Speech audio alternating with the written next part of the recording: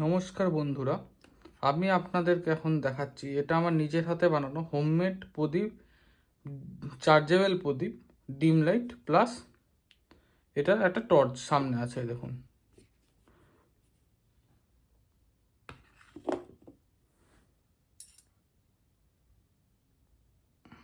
তো এটা দিয়ে কি কি কাজ হয় দেখুন। আমি এরকমভাবে এটাকে রাখছি, আপনাদের চারিদিকে ঘুরিয়ে দেখিয়ে দিই ভালো করে।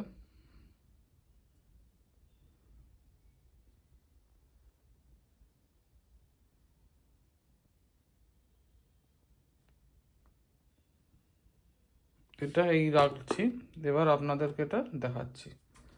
এটার ফার্স্ট কাজ হচ্ছে দেখুন, এইখান থেকে আমি যদি সুইচটা মারি এটা অফ, এতক্ষণ অন ছিল।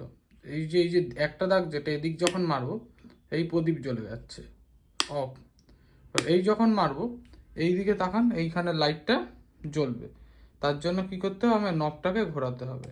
দেখুন এই জ্বলছে, দেখুন আস্তে আস্তে বাড়ছে, আস্তে আস্তে আলোটা বাড়ছে, বাড়ছে, এই বাড়ছে, এই বাড়ছে, এই।